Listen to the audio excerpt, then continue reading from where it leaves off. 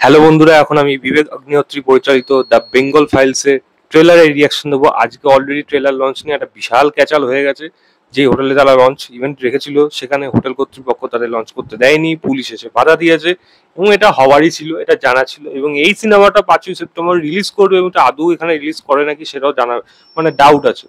Chance খুব কম এটা কিন্তু এখানে রিলিজ করে, কারণ যেই হারে কন্ট্রোভার্সি ছাড়া এই সিনেমা কোনোভাবেই সম্ভব না। বিবেক অগ্নিহোত্রী একটা জিনিস বুঝে গেছে, তার সিনেমা যখনই কন্ট্রোভার্সির মধ্যে জুড়াবে সেই সিনেমার ব্যবসা বিশাল হবে। কাশ্মীর ফাইল যেটা করেছিল, বিশাল কন্ট্রোভার্সির মধ্যে বিভৎস রকমের একটা হিট করে বার করে দিয়েছিল সিনেমা। ভ্যাকসিন ওয়ার যেটা নিয়ে না কোনো কন্ট্রোভার্সি সেরকম হয়নি, সিনেমা কিন্তু বক্স অফিসে চলতে পারেনি।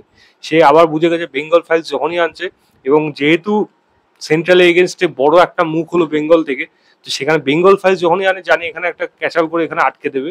এবং সেটাই হলো সব থেকে বড় ইউএসবি এই সিনেমাটা প্রমোট করার জন্য। এবং বেসিক্যালি এটা সিনেমাটা প্রমোশনই হয়ে গেল, এই যে ট্রেলার লঞ্চটা আটকে দিল সেখানে। তো কোনো লাভ হলো না, আলটিমেটলি ইউটিউবে চলে আসলো, তো সেটা সবাই দেখতে পাবে। সিনেমা হলেও যদি রিলিজ না করে, লোকে পাইরেটেড ভার্সন নামিয়ে দেখবে, না হলে যখন ওটিটিতে আসবে তখন দেখবে। তো বেসিক্যালি কোনো লাভ হচ্ছে না এগুলো করে। বাট ট্রেলার আমি যদি বলি যে রকম হয়েছে, টিজার বা এর আগে যা যা এসেছিল সেইগুলো, সেটা যতটা বেশি একটা মানে ওই একটা দিক ঘেঁষা যেরকম মনে হচ্ছিল, ডেফিনেটলি সেই জিনিসগুলো থাকবে। বিবেক অগ্নিহোত্রী একদম ভালো ফিল্ম মেকার। সে কিন্তু ভালো বেছে বেছে গল্পগুলো তুলে এনে কিন্তু সুন্দর যত্ন করে সেগুলোকে বানায়। কিছু জলগোলা সে হয়তো নিজের থেকে করতে পারে, সেরকম সেগুলো তো আমার পক্ষে জানা সম্ভব না। সে দাবি করে সে পুরোপুরি সত্যিটাই দেখাচ্ছে। সে সুব্রত সেনের মতো না, মানে কেরালা ফাইলস বানানো মানে একটা উল্টো পাল্টা তথ্য দিয়ে দিল, হয়েছে এতটা, এই বিশাল করে দেখিয়ে দিল। তার উপর সেটা নিয়ে আবার জোর গলায় বক্তব্য থাকতো, সেই জিনিসটা কিন্তু বিবেক অগ্নিহোত্রী করে না। সে ফ্যাক্ট তুলে আনে, তুলে এনে কিন্তু চোখের সামনে দেখায়, হ্যাঁ এটা ঘটেছে, দ্য গ্রেট ক্যালকাটা কিলিংস কিন্তু ঘটেছিল।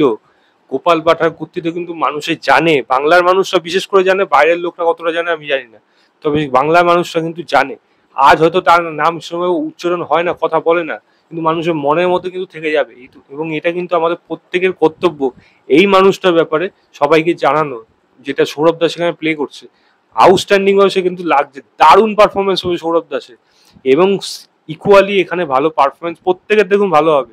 সিমরাত করে পারফরমেন্স আমি আশা করছি বেশ ভালো হবে, যাকে আপনার গদর টুতে সানি দেওয়ালের ছেলে গার্লফ্রেন্ড বা বউ হিসাবে দেখেছিলেন, সেই মেয়েটা, সে আর পারফরমেন্স কিন্তু এখানে বেশ ভালো হবে। তার যে ডায়লগ, যে বেঙ্গল হলো ইন্ডিয়ার একখানা লাইট হাউস, এটা পাকিস্তানের হাতে দিয়ে দেওয়া সম্ভব না। সুন্দর সেই ডায়লগ কিন্তু বেশ ভালো, প্রত্যেকের পারফরমেন্স ভালো, ব্রুটালিটি কিন্তু নেক্সট লেভেল চলে গেছে। এবং যা যা জিনিস দেখাবে, এটা কিন্তু এখানে যদি রিলিজ করে ঝামেলা লাগার কিন্তু চান্স থাকবেই থাকবে, কারণ এরকম ঘটনা হতেই পারে। এবং দেখুন, যা যা ও বক্তব্য তুলে আনছে, যেটা ঘটেছিল সেটা তো সত্যিকারের ঘটনা, এটা তো কেউ অস্বীকার করতে পারবে না, এটা ঘটেছে, এটা চোখের সামনে ঘটেছে। এবং সেখানে যে হিন্দুদের উপর যে মারা, তার বিরুদ্ধে গোপাল ভাটার যে তার যে কর্তৃত্ব, সেখানে লড়াই, সেগুলো কিন্তু সত্যিকারে ঘটেছে। সেগুলোকে আমরা কেউ অস্বীকার করতে পারবো না। সেগুলো ডেফিনেটলি যেরকমভাবে এখানে দেখাচ্ছে, সেই সময়কালটাকে ক্রিয়েট করলে সিজি কাজ করে যেগুলো করা হচ্ছে, সেগুলো কিন্তু দেখতে ভালো লাগছে। এটা কিন্তু প্রচন্ড ইমপ্রেসিভ একটা জিনিস।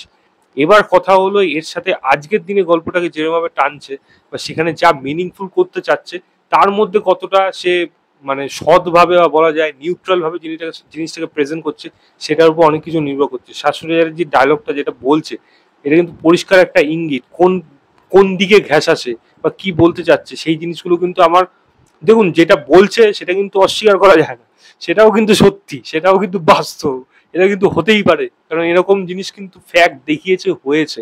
তো সেইটা যে ঘটবে না কেউ বলতে পারে না, ঘটতেই পারে।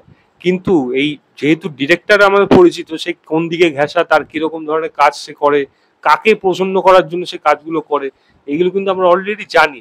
তো সেখানে তার যে এরকম পদক্ষেপ, সেটা পার্শিয়ালি ভালো, পার্শিয়ালি ঠিক, বা পার্শিয়ালি আমার কাছে মনে হবে একটু অতিরিক্ত হয়ে যাচ্ছে। সেই জিনিসগুলো কিন্তু মেনটেন করা প্রয়োজন, কারণ এরকম জিনিস দেখাবে যেটা বাস্তব সেটা দেখাচ্ছে, কিন্তু তার জন্য যে আফটার এফেক্ট কি হতে পারে, সেটা কিন্তু, সেটার জন্য কিন্তু অনেক কিছুই নির্ভর করছে। এবার কে কোন দিক দিয়ে কিভাবে রেগে থাকবে, কোন ব্যাপারে কোন ছোট ছোট ঘটনার উপর, তার উপর অনেক কিছু নির্ভর করছে। তবে আমার আশা এই সিনেমাটা ভারতের বক্স অফিসে কিন্তু বিশাল একটা রেকর্ড করতে চলেছে। এটা যা সময়ের অপেক্ষা। দেখুন বিদেশে কিরকম কি রেসপন্স কি আছে সেগুলো নিয়ে আমার কোনো ইন্টারেস্ট নেই, কারণ এই সিনেমা পশ্চিমবঙ্গের গল্প উঠে আসবে, বাংলার গল্প উঠে আসবে, বাংলার ওই সময়ের গল্প উঠে আসবে, গ্রেট ক্যালকাটা কিলিংস এর গল্প, যেটা আমার মনে হয় প্রত্যেক ভারতবাসী হয়তো জানার জন্য অপেক্ষা থাকবো। সঙ্গে আমাদের বাঙালিদেরও জানার অপেক্ষা থাকলাম। বিবেক অগ্নিহোত্রী সেটাকে কিভাবে দেখাচ্ছে সেটা কিন্তু অবশ্যই একটা ভাবার বিষয়। মানে এটা কিন্তু দেখা, জানা, এবং যদি ইতিহাস কেউ জেনে থাকে তার পক্ষে এটা বোঝা কিন্তু অনেক বেশি সুবিধা হবে। কারণ কোন জায়গাটা ঠিক বা কোন জায়গাটা ভুল সে দেখাচ্ছে, সেটা কিন্তু চট করে ধরে নিতে পারবে, যেটা সাধারণ মানুষ কিন্তু ধরতে পারবে না। তবে আমি কিন্তু ট্রেলারটা আমার কিন্তু বেশ ভালো লাগলো, ইমপ্রেসিভ লাগলো। ব্যাকগ্রাউন্ড মিউজিক যেরকম ভালো, সেরকম পারফরমেন্স, ড্রামা সেই কাজে ব্যাপার হবে, ব্রুটালিটি নেক্সট লেভেলে যাবে, এবং যা ভয়ানক দৃশ্য এখানে দেখাচ্ছে সেটা সার্টিফাইড তো ডেফিনেটলি এটা হবে। এবং তার সাথে আমি জানি না এখানে রিলিজ করবে কি না করবে, বাট এটা দেখার জন্য কিন্তু আমরা অপেক্ষায় থাকবো।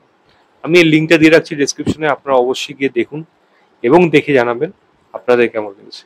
তো এই ছিল আমার overall trailer reaction of the Bengal files বলে সিনেমাটা, যেটি 5ই সেপ্টেম্বর সিনেমা হলে আসছে। ভিডিওটা ভালো লাগলে লাইক শেয়ার, চ্যানেলটাকে অবশ্যই সাবস্ক্রাইব করে দেবেন।